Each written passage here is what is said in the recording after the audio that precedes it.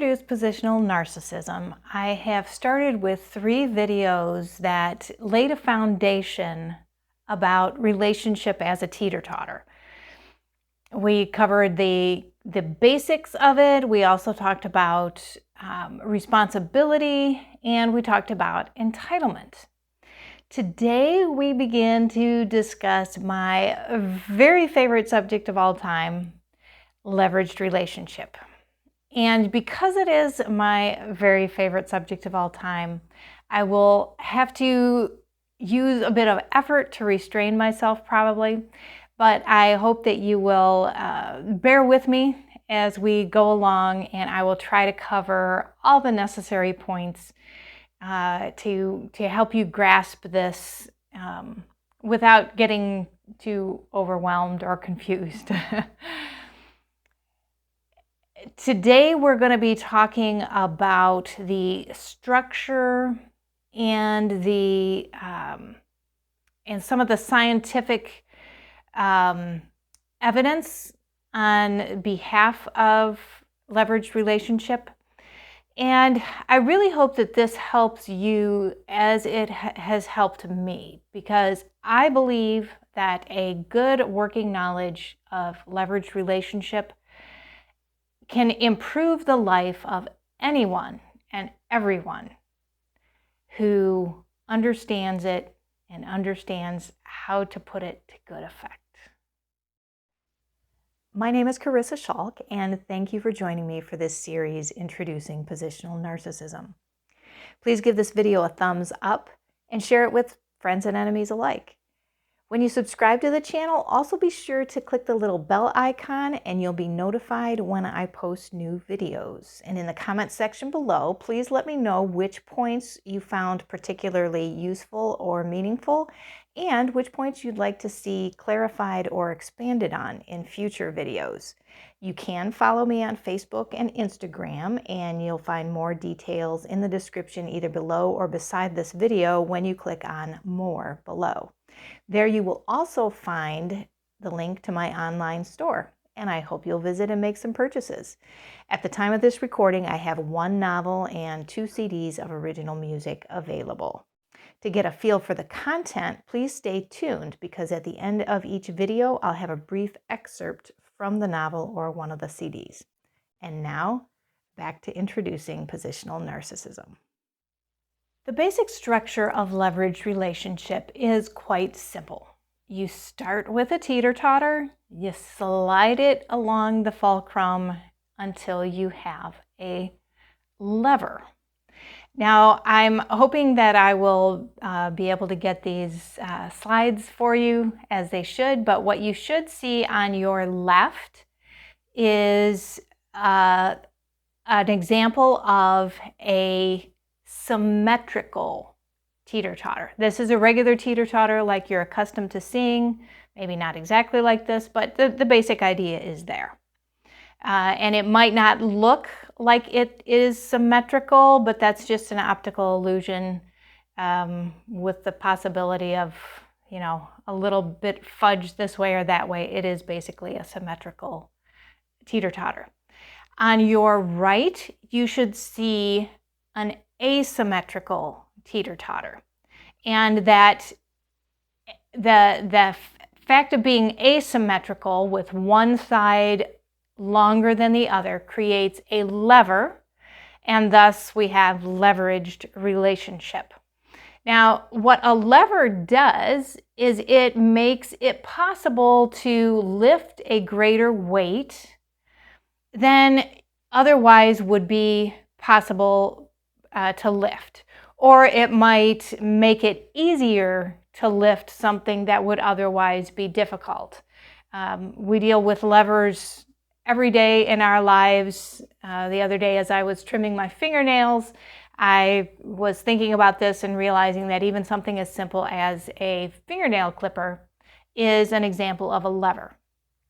So we have them all over the place, and in relationship is no exception. Now, what this lever in relationship does, if you remember, we have responsibility, which is the power to act effectively when effective action is necessary.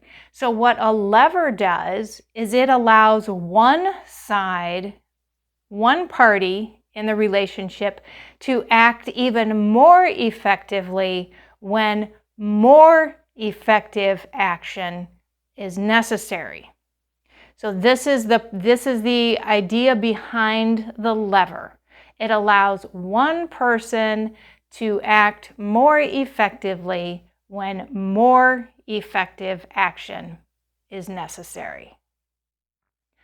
I believe that the purpose of leveraging in relationship is life itself.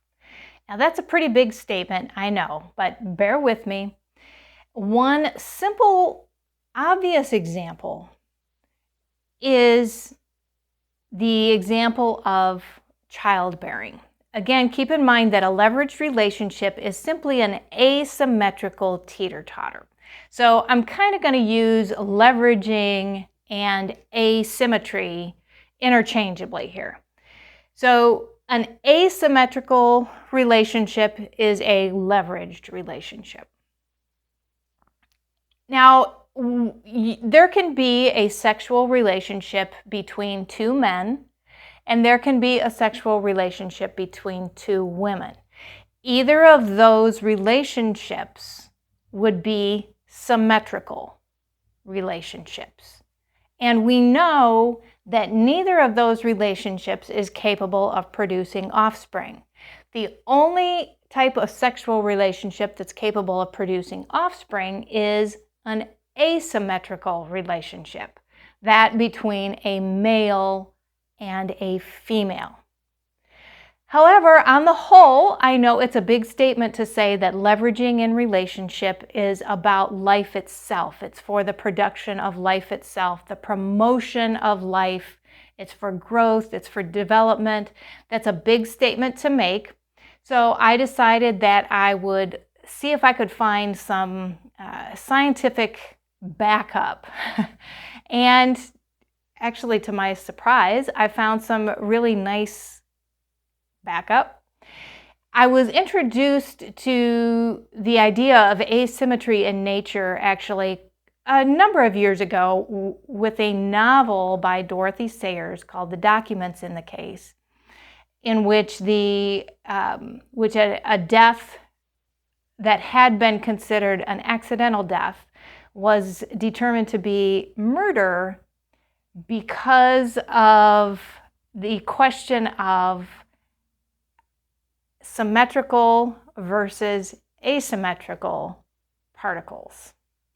But to give the rest of the information in this, I am going to read you some quotes. Again, hang with me. I'll make them as brief as possible. The first quote is actually from Louis Pasteur. He's the guy famous for pasteurization, the germ theory, that kind of stuff. These are some quotes from two lectures delivered by Louis Pasteur in 1860. So it's been a few years ago. And I quote here, "All bodies," I use the term here in its chemical sense, "are divided into two great classes: bodies which are superposable with their reflected image, symmetrical atom grouping, and those in which the reflected image is not superposable with the original, asymmetrical atom grouping. All artificial bodies and all minerals have superposable images. Opposed to these are many organic substances, and I might say nearly all if I were to specify only those which play an important role in plant and animal life, all of which are important substances to life, are asymmetric and indeed have the kind of asymmetry in which the image is not superposable with the object." Now I'm going to summarize in my words. All artificial bodies and all minerals have superposable images. In other words, they're symmetrical. Nearly all organic substances that play an important role in plant and animal life are asymmetric. Now, to just quickly to give an example of what he means by superposable or non-superposable. If we take this hand, its mirror image is this. And if we superpose the mirror image onto the original, this is asymmetric. It isn't just that my two hands are not exactly alike, and of course they aren't exactly alike because a human body, left and right side, isn't exactly alike. And that's part of the point of this as well. But even the mirror image, if I took an exact mirror image of one hand, I could not superpose it on to the other hand. Now, Wikipedia says a chiral molecule is a type of molecule that has a non-superposable mirror image. The feature that is most often the cause of chirality in molecules is the presence of an asymmetric carbon atom. The term chiral in general is used to describe the object that is non-superposable on its mirror image. Having found some good information from 1860, I decided to see if I could find some more modern information on chirality or asymmetry in nature, and I did find some. Some of this I will not attempt to pronounce the names, so you will either see some headings that pop up on the screen, or there's more information in the description of the video below. So this quote is from 2018. It says, chiral asymmetry appears in nature at all levels, from elementary particles to morphology of mammals, and possibly even at the level of galaxies. So chiral asymmetry is prevalent, let's just say. Another paper published in 2010, and this was published in Croatia, so there's a little bit of a translation glitch here and there. It says, symmetry breaking is unavoidable when dynamical concept of self-functioning is applied. Left-right asymmetry originates in a single cell starting at an embryo level. Totally reversed human body asymmetry is not a problem by itself, but becomes a problem when organs are symmetrical. So having symmetrical organs is a problem. For example, a heart composed of two left halves, body with two left lungs, two left kidneys, any of those are lethal for human beings. Chiral catalyst transforms an achiral substrate into a homochiral product, which I believe indicates that there is such an affinity for chirality or asymmetry in life that, given the opportunity, we will make things asymmetrical. At least that's my interpretation of what this says. Homochirality is a characteristic hallmark of life. The presence of L-amino acids and D-carbohydrates in almost all known living beings was firmly documented, and there is no dilemma on that. 19 of the 20 amino acids that make proteins in life are left-handed. This is sometimes called chiral symmetry breaking or homochirality. In the physical world, the concepts of symmetry and symmetry breaking are of key importance, and symmetry principles are key to important physical theories, including the theory of relativity. Asymmetry comes into the nature of the weak force that drives the energy production in the sun. So we're not talking just human beings and asymmetry here. We're talking the sun. The energy production of the sun is apparently driven by asymmetry. Some biologists believe that the very existence of life depends on the chiral symmetry breaking or homochirality. That is a powerful statement that pretty much backs up what I have believed about leveraged relationship, that it's about life. And this statement is, some biologists believe that the very existence of life depends on the chiral symmetry breaking or homochirality. In other words, it depends on asymmetry. To summarize then, we have symmetrical relationships and asymmetrical relationships. And the asymmetrical relationships I call leveraged relationship.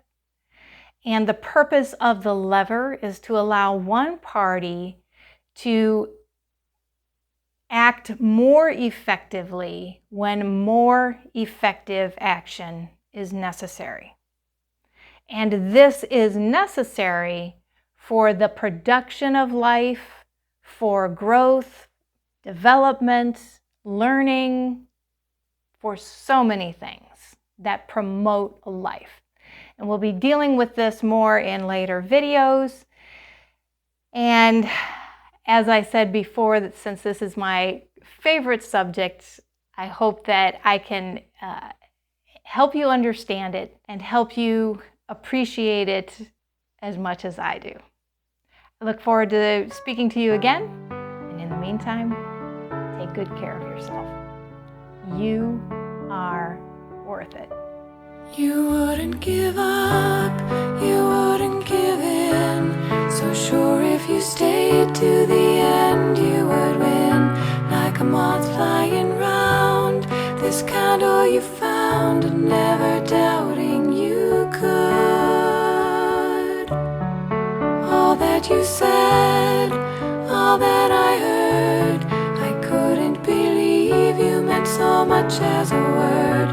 But you still haven't changed, and perhaps you're deranged, but you do my heart good. When I see you, when I hear you, when my heart starts to listen, ever kind to me, you're reminding me God is always ever gracious. Was it God's promise, or was it my dream? Vain imagination, or as real as it seemed? I don't know, but if I was not destined to fly, why did God give me wings? It was hard to believe that this vision was true, but then you came along and now you see it too. And it's when I believe all that I can conceive that my